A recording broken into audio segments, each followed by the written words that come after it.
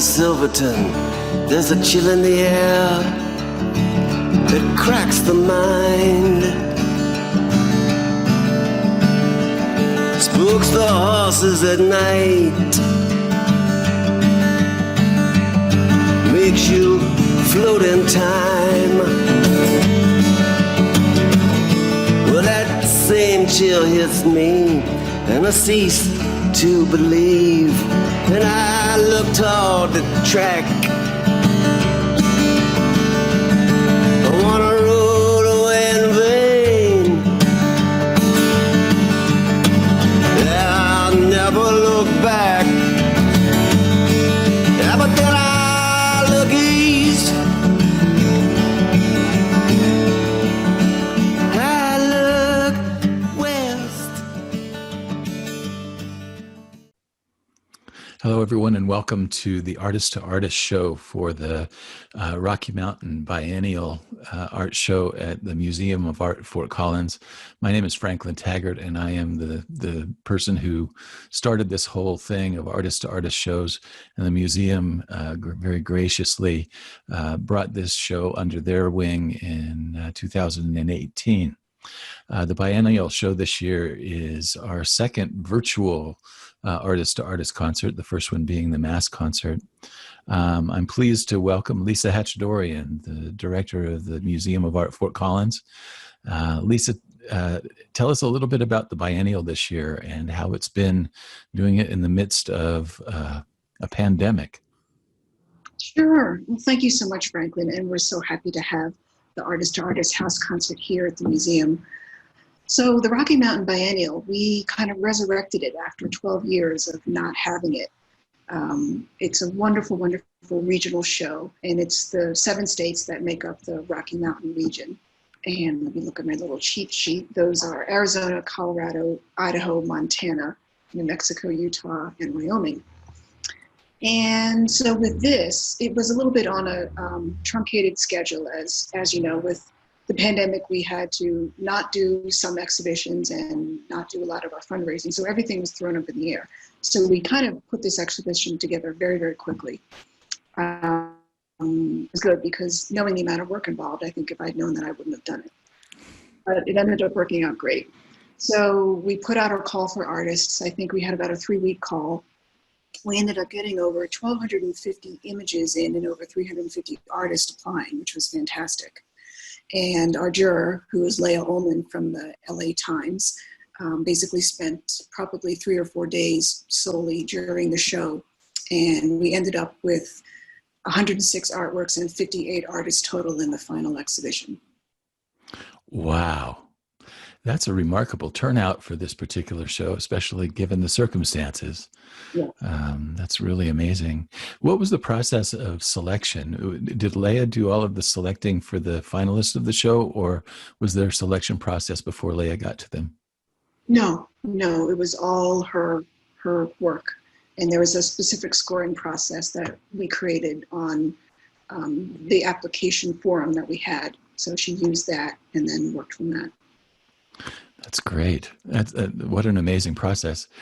Can you tell me a little bit about how did you have to adapt to the way that this show was presented this year so that you could make sure that eyes got onto it, even though they weren't able to particularly visit the museum for the events that were originally planned? Right. So this is our second exhibition that we've had in the COVID period. So we opened up the museum as usual, and we have had all of our COVID precautions in place, which is a way that you have to walk around the gallery, staying 6 feet apart and all the cleaning procedures. But we also added a virtual exhibition component, which you can get to on our website, moafc.org. And this has been sponsored by Remax Advanced, and it's a virtual tour of the exhibition using real estate technology that they use when they're doing basically open houses virtually for homes. And it works really well. So it makes you, it's basically looking at the show within the space itself, which I like very much.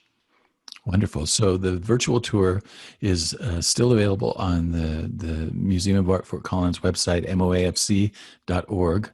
And thanks to Remax Advanced for putting the sponsorship behind that virtual tour. Talk to us a little bit about this is a juried show, and it is also there have been some special awards. Do you happen to have the award winners' names there, Lisa, or do you want me to do that another way? I can tell you the grand prize winner and the second prize winner, and I can look at the honorable mentions. So what we did with this particular show is I had Leah pick a grand prize and a second place, and then she wanted to add about 9 different honorable mentions. And one thing I should mention too is that we also have her juror statement on our website as well, if you're interested about what her criteria was and everything that she saw in all the artists that she was looking at. And it's a wonderful statement about her process. So Jim Jacobs from Ogden, Utah was our grand prize winner. And Trent Davis Bailey is our second prize winner. He's a photographer. And Jim is a sculptor. And looking at honorable mentions, do you want me to go through them all? Or? Sure. We've got Ashley Anderson from Colorado Springs, Joan Barron and Gloria Martinez Granados from Scottsdale, Arizona. They have a video piece. Leah Diamond from Aurora, Colorado. Catherine Hart from Locksburg, Colorado. James Johnson from Gilbert, Arizona. Kaneko S. McKee from Fort Collins, Colorado. Sarah McKenzie from Boulder, Colorado. David Van Buskirk from Denver, Colorado. Kate Walker from Boise, Idaho, and she's another video artist.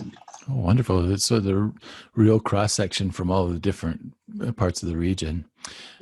We're going to be hearing from the grand prize winner, Jim Jacobs, and we're also going to be hearing from one of the honorable mentions, James Johnson, later in the show today.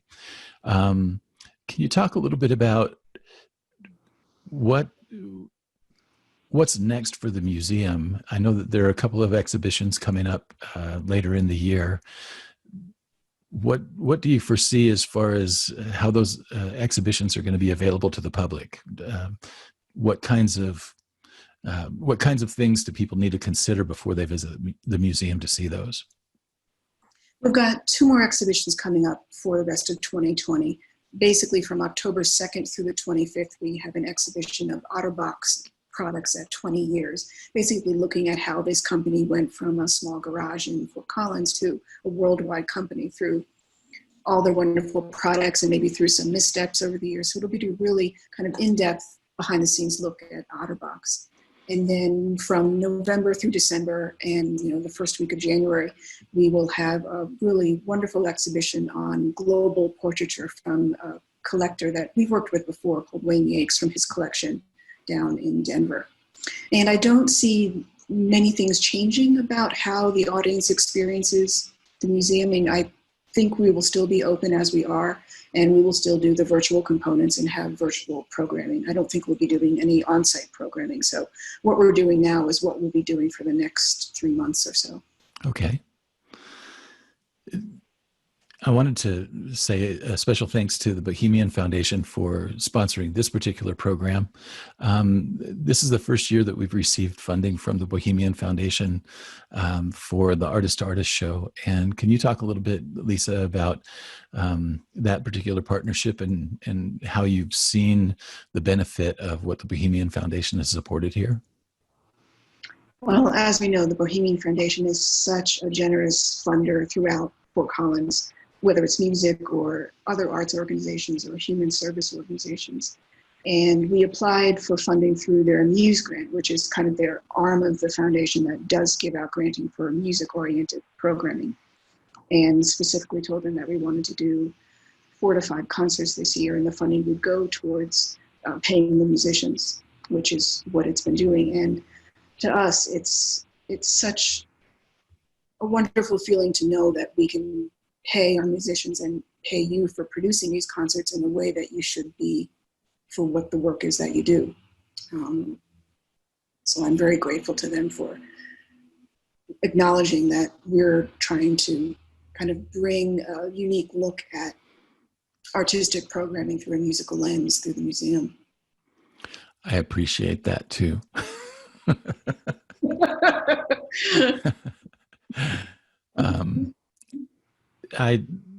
We have Jeff Finlin as our special musical guest tonight, and I know that both you and I are excited about that. And I just want folks to know how the Artist to Artist program works. The vision for this program was that we wanted to be able to bring the audiences for both the art and the music together and help them to intermingle. And in addition to that, we want the art to inform the music, to inform the art.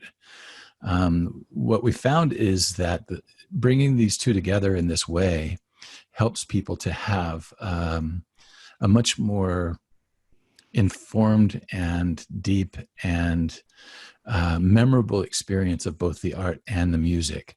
And it's really an amazing thing for us to see each time how that unfolds, how it evolves. But that's the whole point of the Artist to Artist program.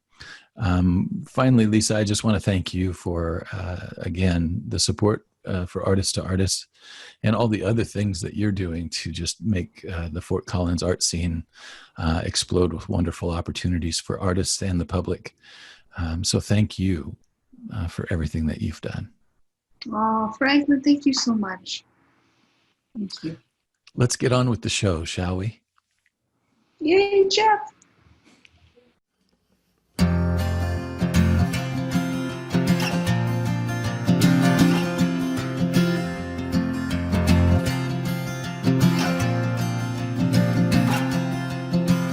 I've seen the faces of the linemen,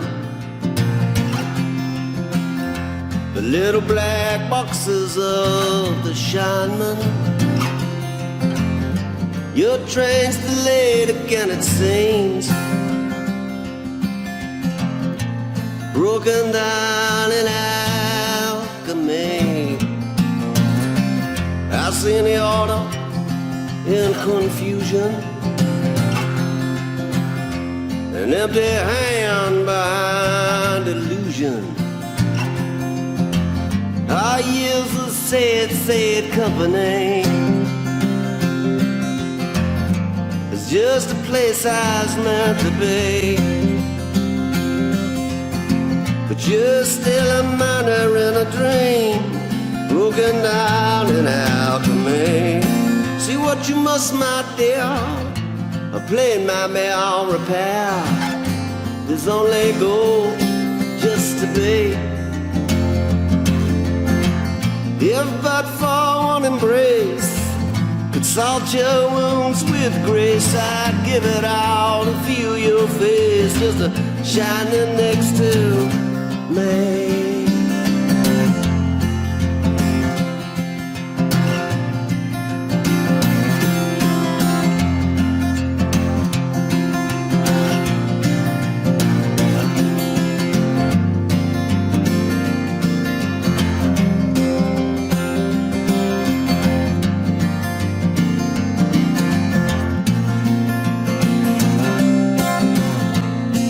What you must, my dear, I play my beyond repair.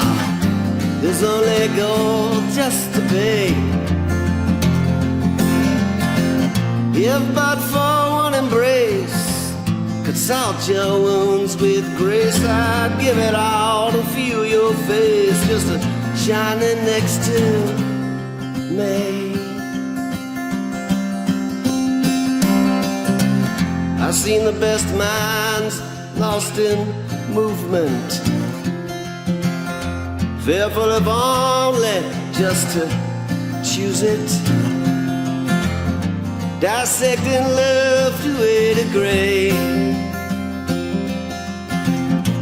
broken down in alchemy.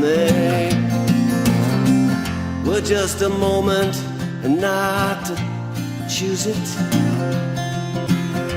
Defeats the love to move on through it. A simple choice for you and me, broken down in alchemy. Broken down in alchemy. Broken down in alchemy.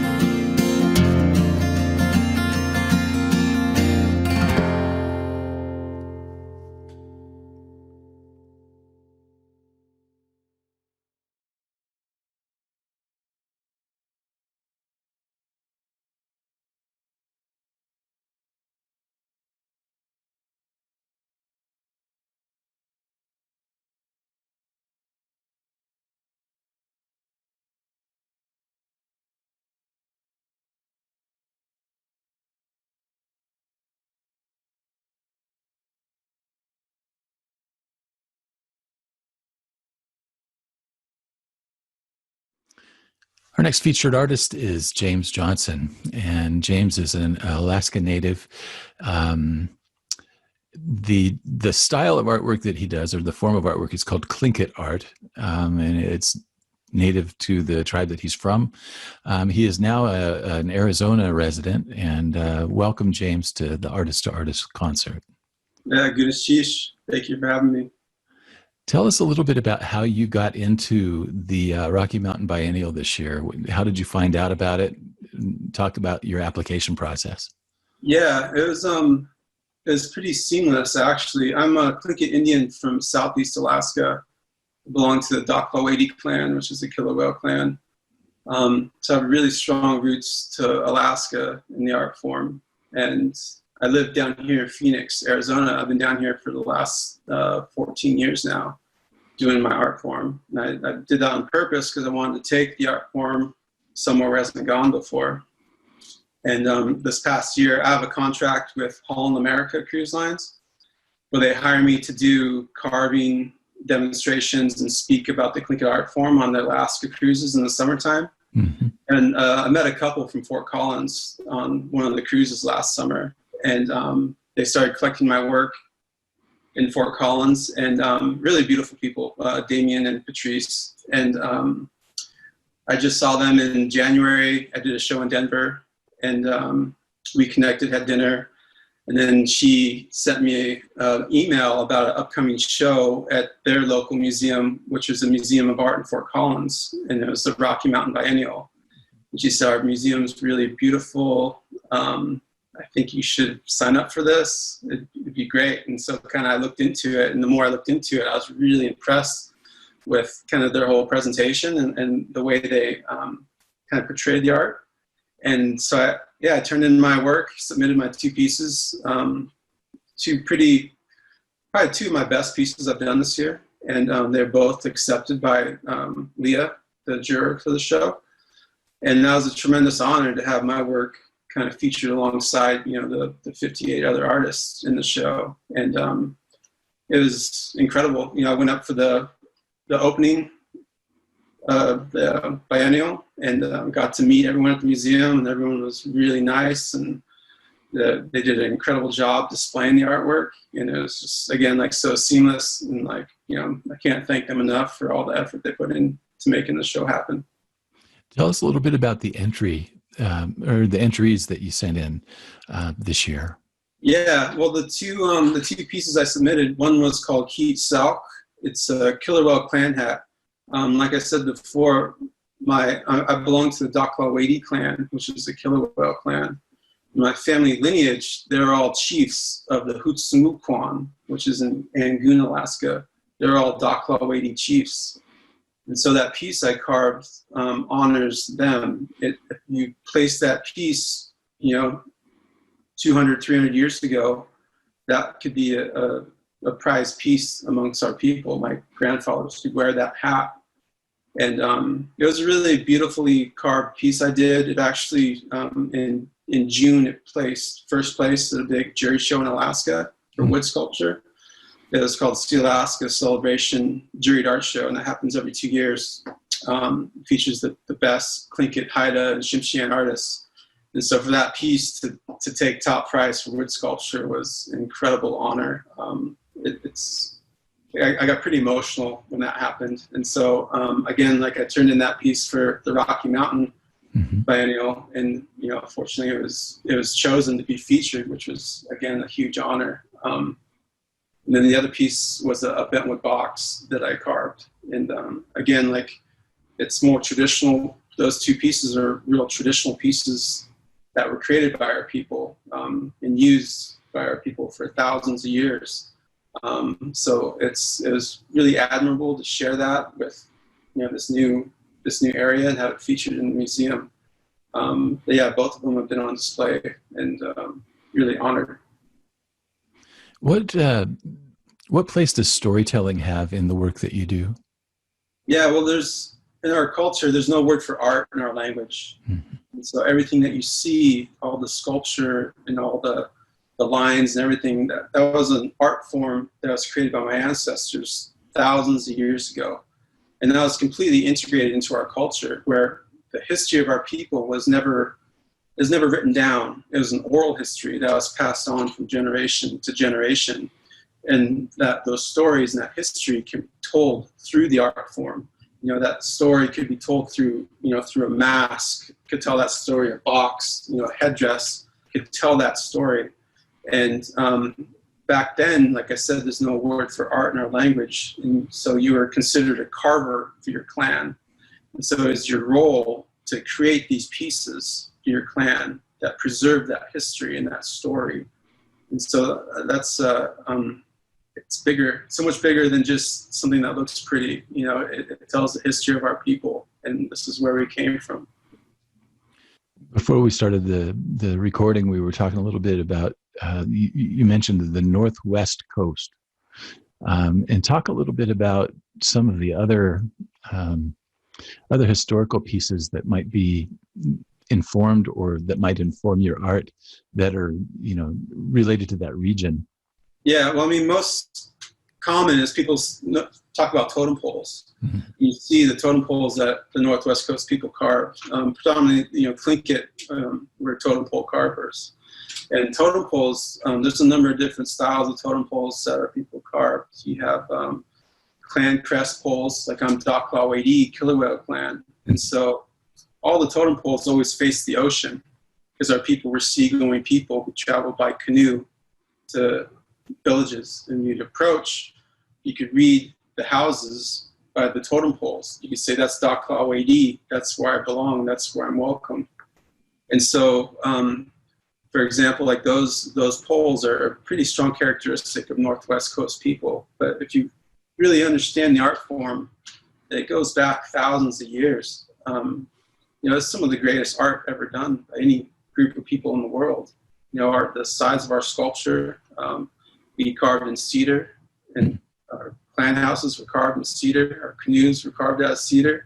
They're extraordinary artists and woodworkers, and carrying on that art form through thousands of years. And that's what I'm doing through my generation. This gift was placed in my hands to carry through my lifetime, and I'll pass it on to the next after I'm gone. So it's like, it's so much bigger than just creating something that looks pretty. It carries a lot of tradition and history with it.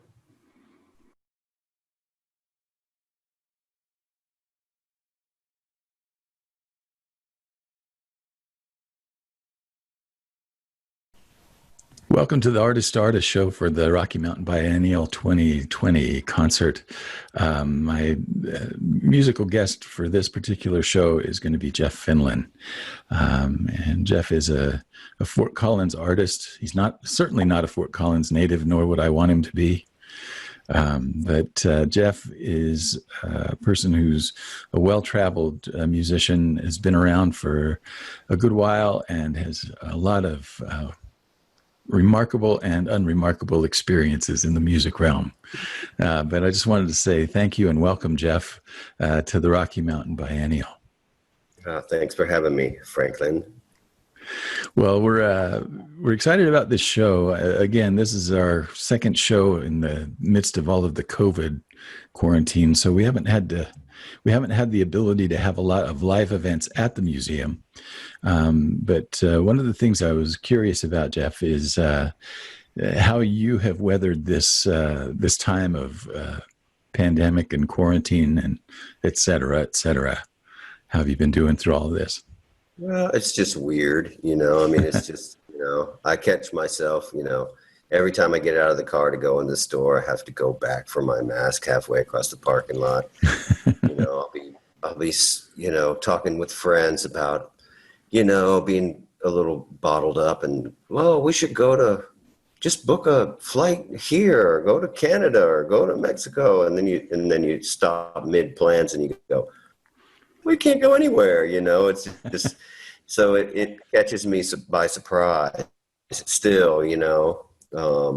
It's almost a subconscious kind of thing in some ways, you know. It's like I forget that it's happening amidst my busy days, but you know, still it's there, you know. Well, the songs that you've chosen for tonight, we've pre-recorded everything, and you recorded with Darren Raddick over at Stout Studios. Tell us a little bit about the songs that you chose for this concert tonight. There's a couple of them that are older.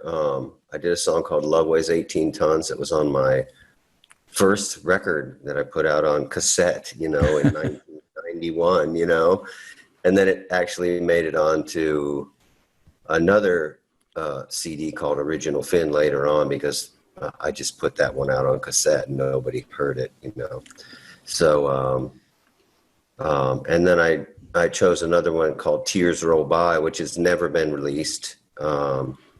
It's kind of I got inspired by this movie that's out called Shepherd in Dark. It's a movie about Sam Shepard and his buddy, I can't remember his first name, but his last name's Dark, and they had this long letter writing relationship, and it was really an eye opener for me. It's probably my movie of the year last year, and it affected me like as an artist, as a trauma dude, a guy that's been in recovery. It just affected me on so many levels, and it's a song about running away, basically. And that's the whole theme of that whole movie, is just Sam just running away, And then I did another one called I did a song called Alchemy. I did Sugar Blue because I always do Sugar Blue. That's what kind of people know. Greatest hit. What? It's your greatest hit. My greatest hit, yeah. And then I did Jesus Was a Motorcycle Man. I tried to think about thematically what the show was about. Yeah. And then what else did I sing? And you also knew that was my favorite, and that I would have probably not paid you as much if you hadn't included it. Exactly. Yeah. Well, yeah. You do the crowd pleasers, Yeah. And then I did a song called Drive and Wheel off my last record, which I just love to play. It has all these falsetto kind of things in that are really hard to do live. And I knew I would be able to do them in Darren's studio, being able to hear myself. So it was kind of a pleasure. It's always a pleasure working with Darren.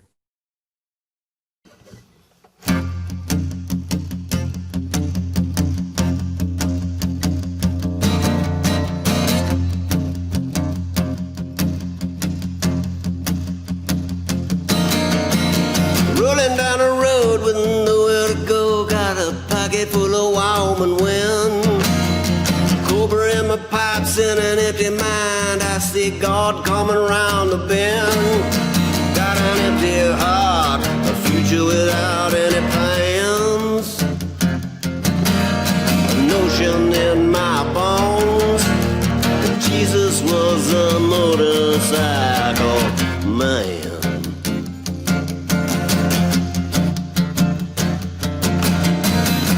Was a train man kicking a can full of whiskey with a wanton wand, staring at the green lights, collecting his world and hanging it there on his wall. I still see him there, leaving his Superman.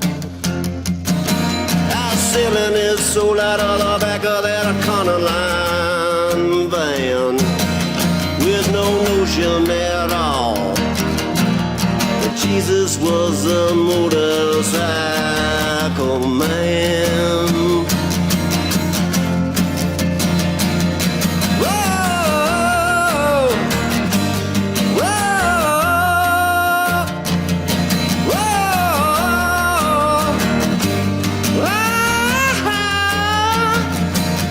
whoa,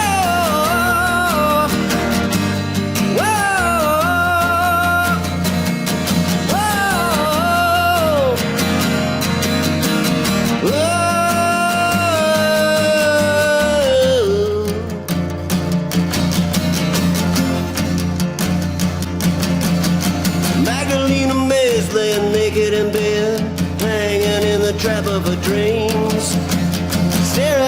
front door, it's a big old world, but things ain't quite as they seem. Ah, come on down, make a deal with a trigger man, and shoot yourself through the holes in the back of your hands. Then rip them pipes and go.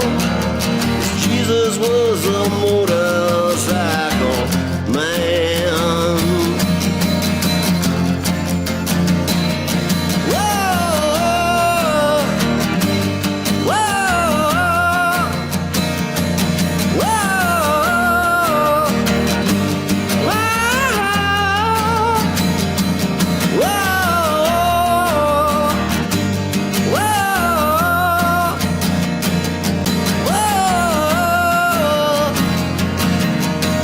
whoa,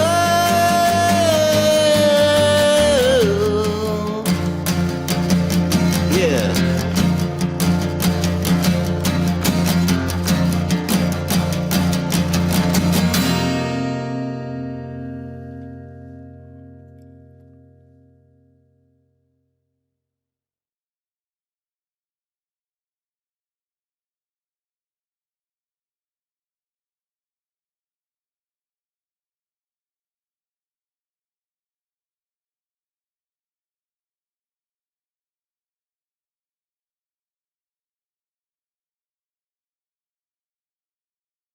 In this segment, I'd like to introduce you all to Kim Ferrer. Kim is a resident of Fort Collins, Colorado, and she is a participant in this year's Rocky Mountain Biennial. Kim, welcome to the program. Thanks. It's good to be here. Now, tell me a little bit about how you came to enter the Biennial show. When did you hear about it? When did you plan on entering? And how did you choose what you entered into this year's show?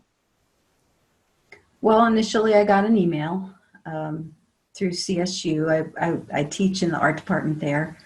And to be honest, initially I wasn't going to enter the show. I had some things that were in the works. They were close to being done that I would have liked to have submitted. And I didn't think I could get it all together in time. And then my friend Cheryl Rogers, who actually works at the museum, called me up and she said, "Are you entering anything into the show? You need to be entering something into the show." And I told her about these two pieces and she's like, "Oh, come on. They sound like they would be perfect." And, so she really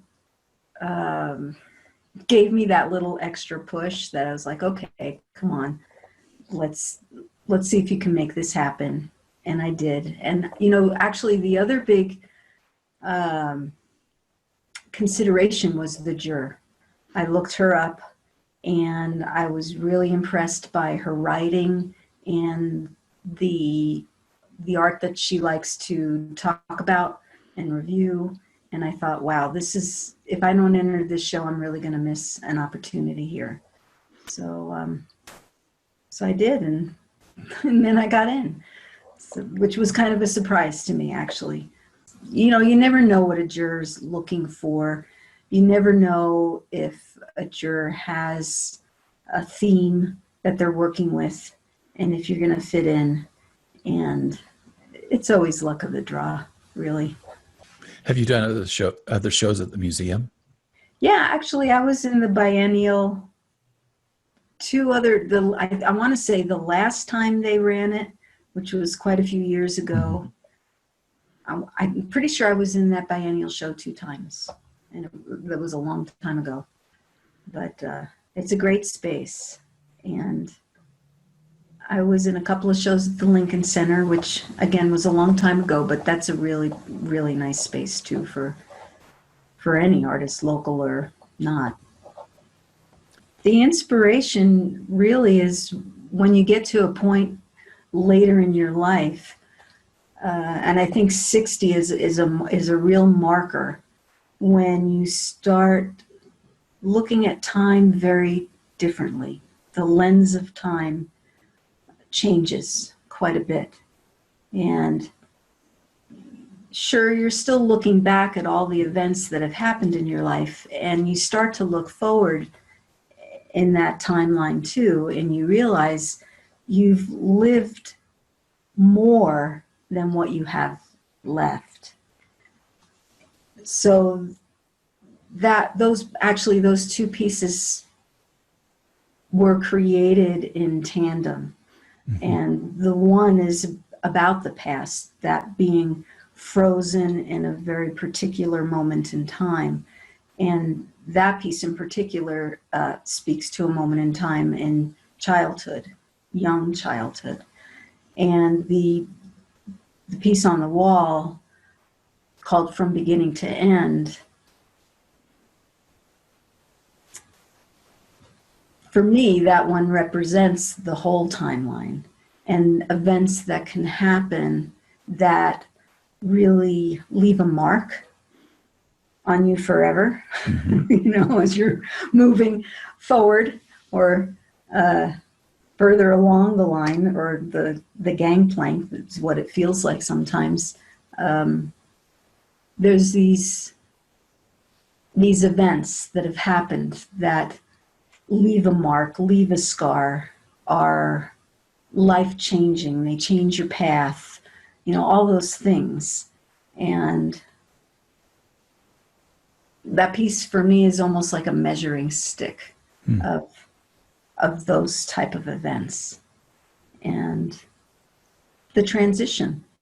And what I was about ready to ask you about was the process, your creative process for these pieces. Okay, the creative process for these pieces. In general, with a lot of my three-dimensional work, it starts with finding the materials. And most times the finding is a very random act. A lot of times I feel like the material finds me. I'm not seeking it. The piece on the wall, From Beginning to End, that originally was a limb at a campground that the campground host took from some campers because they were burning it and they weren't supposed to be burning green wood. Mm. And he had it laying there. I happened to be there camping, and I saw the burnt and I asked him, I said, "Can I have that?" And he goes, "Well, I don't know, maybe. You're not going to burn it, are you?" And I'm like, "No, this is for art." He said, "Oh, well then, okay." So I had that thing for, I don't know, maybe a year. And then those white picket fence with the mud on the one end, those were some pickets that I collected years and years ago. Mm-hmm. Just because I loved the patina, the natural coloration and texture that was happening, and then the dirt was amazing. So it starts with the finding. Okay. And then the next part of the process is typically a feeling that is welling up within inside of me. Mm. And then I'm walking around my yard where I have all my things stored, or my studio, and I'll see it. I'll see the material that is somehow connecting to the feeling that's churning up. And then I just start building with it. Or the case of the piece on the wall, I knew I wanted to strip the bark off. I knew I wanted to cut a hole in the middle of it, a slit. To get that slit, I had to cut it in half. Mm. And then that ended up working to my advantage, I feel like. And I knew I wanted to cut part of it off and cast it in bronze. So there'll oftentimes be things that I know I want to do. I don't necessarily have the XYZ of why I want to do them. It's going off of an impulse. It's going off of a desire of, this is what I need to do with it. And I just keep rolling with that. And then oftentimes I'll get to a point and then it sits. And then I'm working on something else. Mm-hmm. And then I come back around to it. I guess when the feeling starts to churn, or when I've made some decisions about some things that have brought me to the next step with it. You can call it surprise, or you can call it, you start to have a conversation or a dialogue with the object that you're working on. Yeah. And you can listen to what it's saying or not. And I think it's when you're really listening is when you get those, you can call them surprises, or you get guided to what really needs to happen in a work.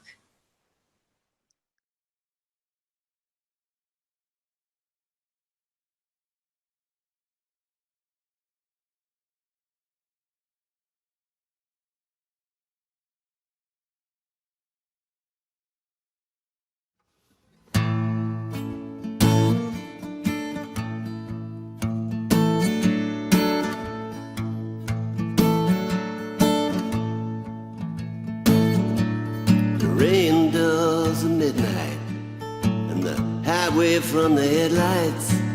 We make bets for cigarettes till dawn. And neon streams by like some bad diesel dream. Still you're glad you left her heart back on the lawn.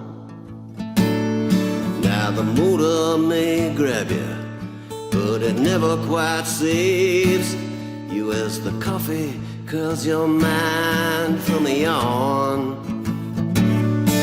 And the 10 tons of silence that sing lonely in the moonlight, no, they never quite hit you till you're gone. Still you shrug it on off like all the other times before. Throw back some more white lines and slam that door. Look out the window and smile, and let the tears roll back. Nothing can be beat with good time. Let the tears roll back. 'Cause in the morning, you know, you'll be closer to find Fruit Hills dug deeper with each mile that winds. Nothing to fear but the end of the line as the tears roll.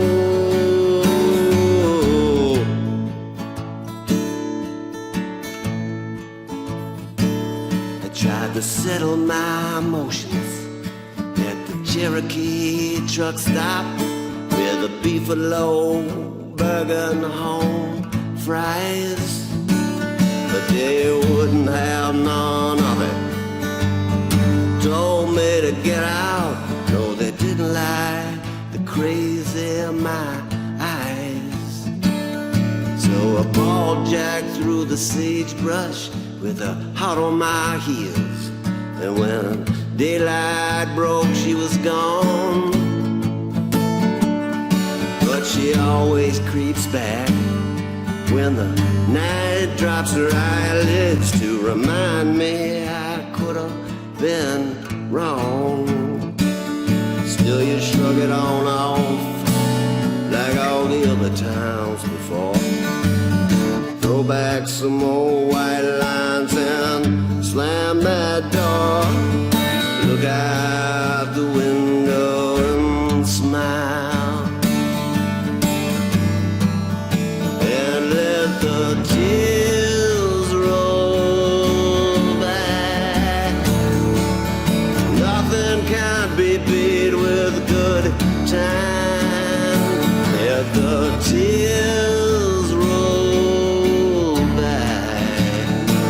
'Cause in the morning, you know, you'll be closer to find Fruit Hills dug deeper with each mile that winds. Nothing to fear but the end of the line.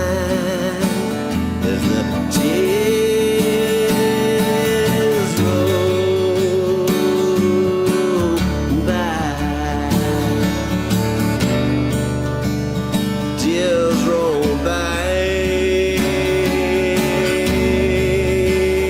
Tears roll by. Tears roll by.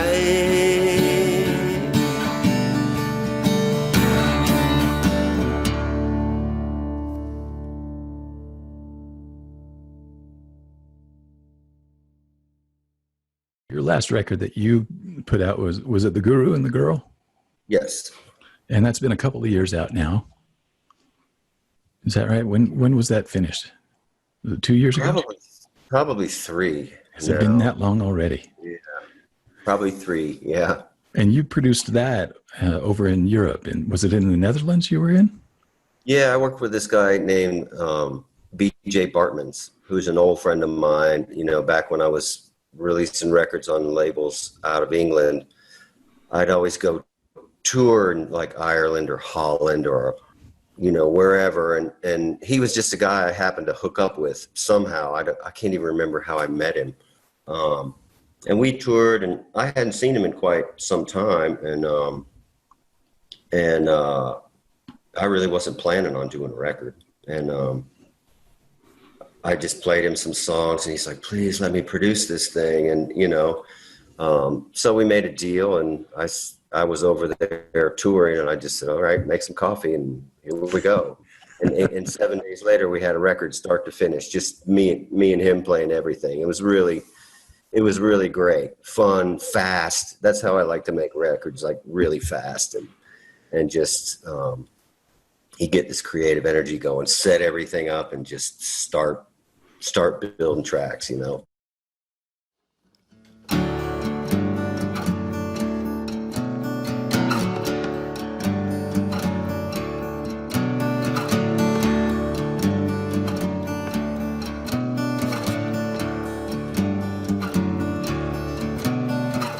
Holding your hand on the train platform, in the runway lights, we're all reborn.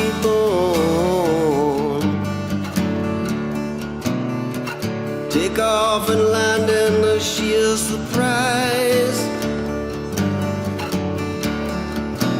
See the whole of the world in your neon eyes.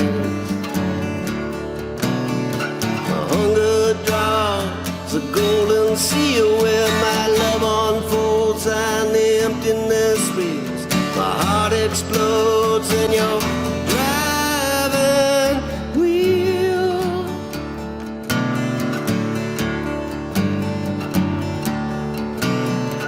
Dancing in your heart like a marionette. Got nothing to lose and nothing to get. A bloom unfolds in the blue twilight, breathing by itself in the face of your lies.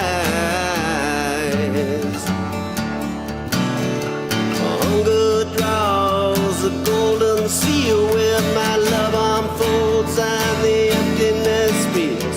Our hearts explode in a driving wheel.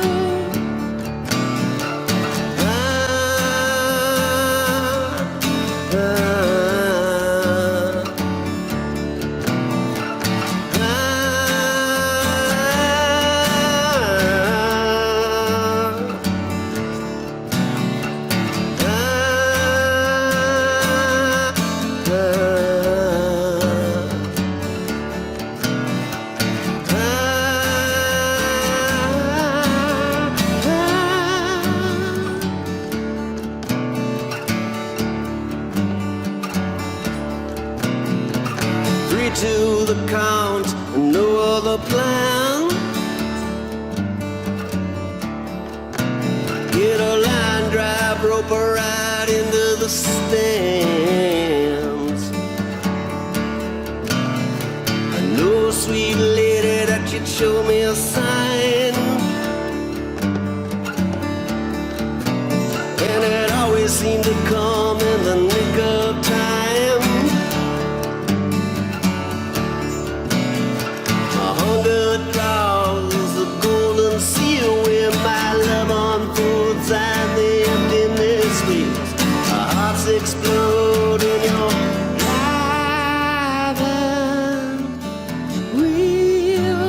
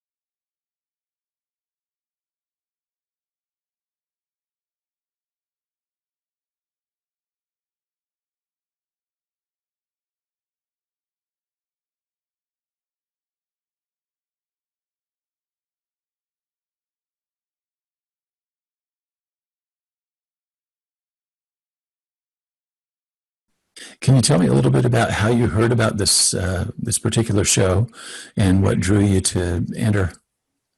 I think I first heard about it on Facebook. I can't remember who posted it exactly, but I read a post where someone said the Biennial is coming back to Fort Collins, the museum at Fort Collins, and I thought, wow, that sounds like a great opportunity, you know. And so I decided, you know, I looked on Westaff Cafe. It's a site where artists can look for exhibition opportunities, and I entered the exhibition. So it's been a fantastic experience for me.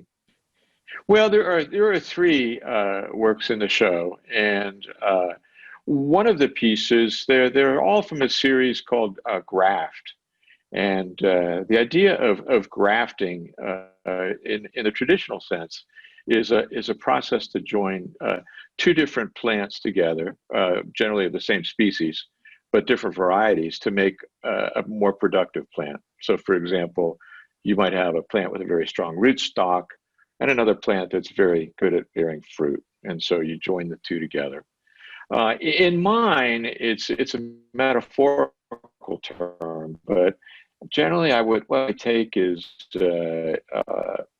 lumber that's been processed. Sometimes it's developed into a wooden tool, and I join it to a natural material like a tree branch.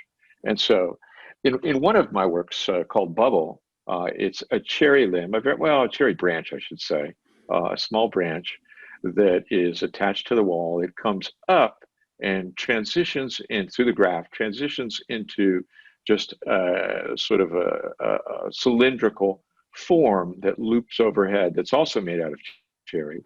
It comes back and then transitions into a clothespin on the very end, and it is reaching down, and it has a piece of the bark from the original branch that it originated from. That's one piece. Two of the other pieces involve hair.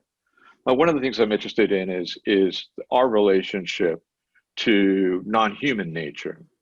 I sort of see, you know, the transition as essentially seamless. We are part of nature, but you know, it's interesting how the different ways we sort of separate ourselves. We sort of know we're part of it, and then sort of separate ourselves too. And so this transition interests me, and one of the ways I explore that is through the grafting process.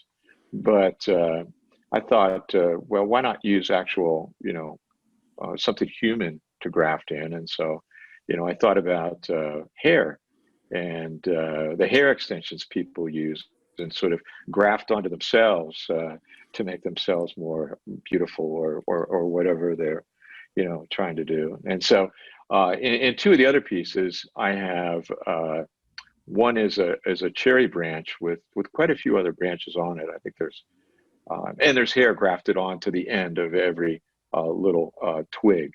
I think there's about 37 different grafts on that. And the other one is a piece of willow that has some hair grafted on it. It's a little bit like a ponytail. So two hair pieces and then one with a wooden tool grafted onto it. I hope my work is communicating to people on different levels. I hope it is sort of exciting in a sense, that it catches people and is sort of visually exciting in a way to them. I hope the metaphors in there are accessible enough, but yet, I don't want the work to be didactic either. That is, I don't want the work to be, preaching to them. I want them to, pull from the piece what, their sort of interpretation. I mean, I have my ideas, and I think some of the metaphors are, strong enough that that they probably will direct the viewer to some of the ideas I'm thinking about. But I think also one of the great things about artwork is the idea that people come together, they have different interpretations, and in an ideal situation where we don't have COVID, people gather together and talk about the piece. And that is something that is really valuable as people discuss their different ideas, their different responses, their different reactions to an artwork. Yeah, I think that happens. That's not an unusual thing. To be working on a piece and you think it's going to go one way and, it doesn't. Sometimes it fails, or sometimes, it just takes a different direction and you're surprised. The failure ends up being a direction that you hadn't thought of. And that serendipity is something that's powerful. It's refreshing and keeps you going. I mean, that's one of the fun things of creating, I think. I think if everything was sort of lined up on a route and executed, the artwork would be much less interesting. Part of that experience is for the artist is to watch the work develop on its own.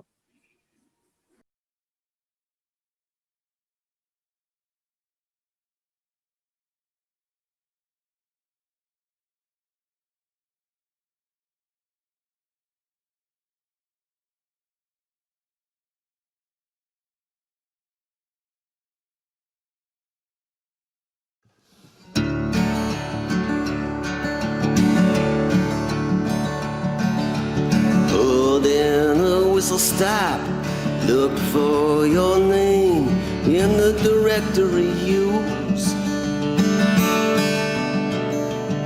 I knew you were there, thought I had nothing to lose. Threw rocks at the stop sign, staring at the payphone till the morning begun.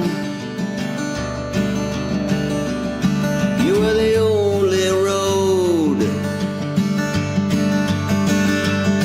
I hadn't done. I looked east, I looked west, I seen the sheen of my dreams are being put to the test. I look north, still I wanted to run, 'cause love weighs 18 tons.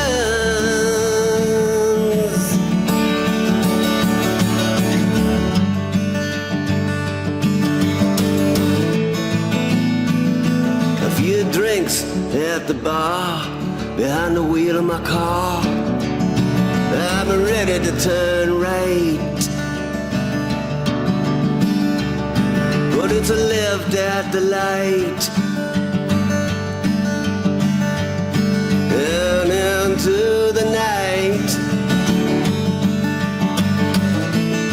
Out toward that 4-lane, you can hear her silky snow caps call, but the weight in my heart slows the car to a crawl. I looked east, I looked west, I seen the sheen of my dreams being put to the test. I looked north, still I couldn't give that girl the gun, 'cause love weighs 18 tons.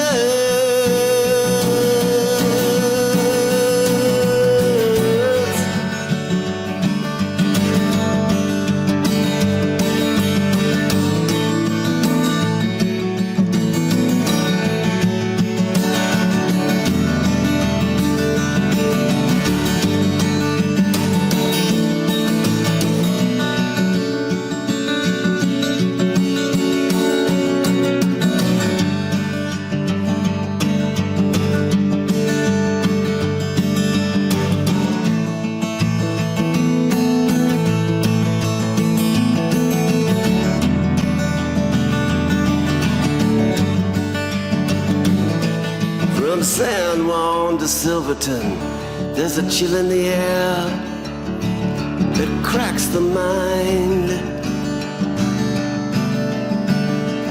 spooks the horses at night, makes you float in time. Well, that same chill hits me, and I cease to believe, and I look toward the track. I wanna roll away in vain. I'll never look back. Yeah, but then I look east, I look west, see the sheen of my dreams being put to the test. I look north and catch a little hope as I run,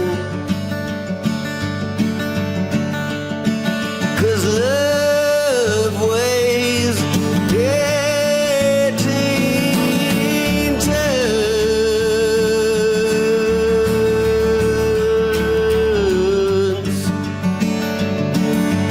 18 tons.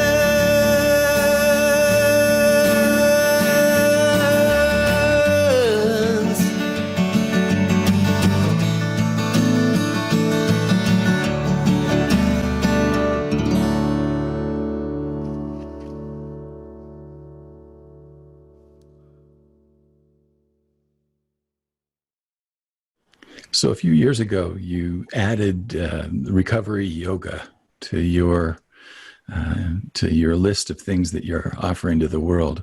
Can you tell us a little bit about that, where that came from, and how it's starting to take shape in the world? Well, I got sober, 23 years ago or something like that. And, I was doing the traditional AA thing, and it was going good. I was able to stay sober for a while,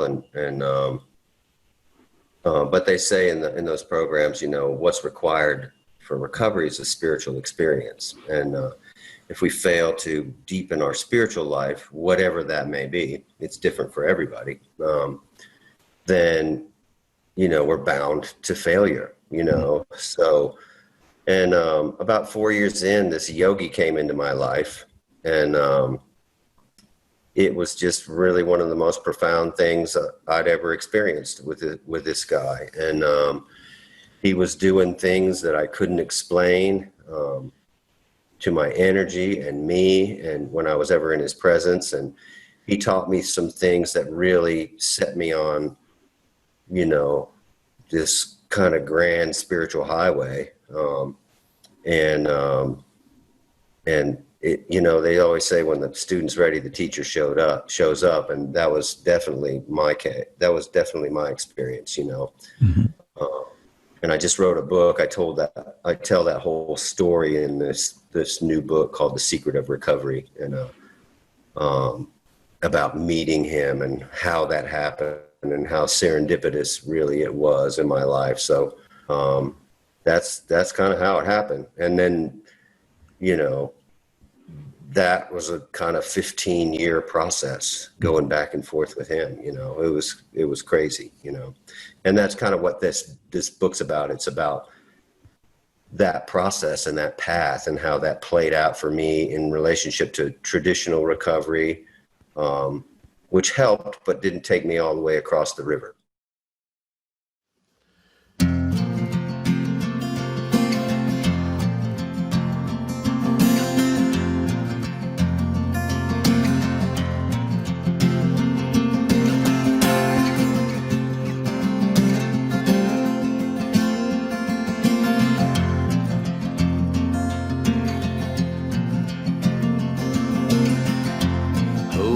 Songs and railroad gin, alcohol evaporates through skin. One gift, the sugar blue.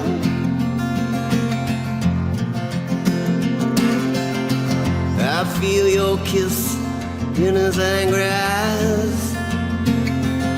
You find it low when you say goodbye. One gift, the sugar blue.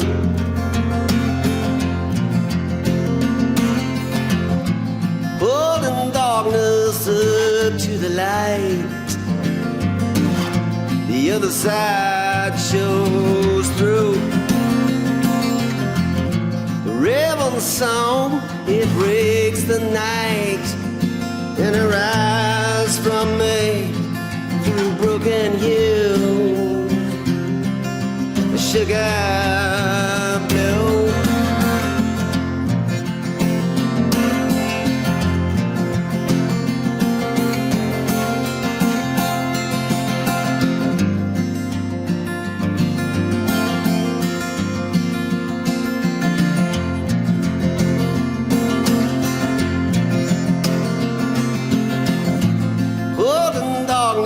Up to the light,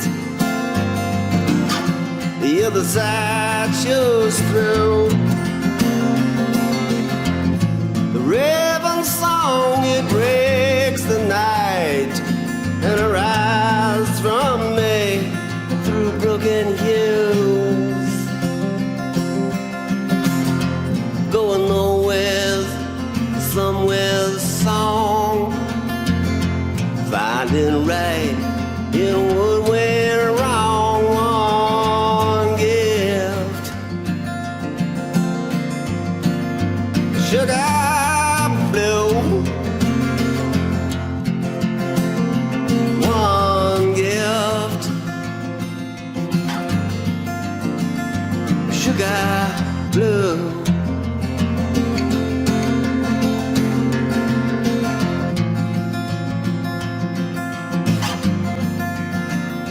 Sugar blue.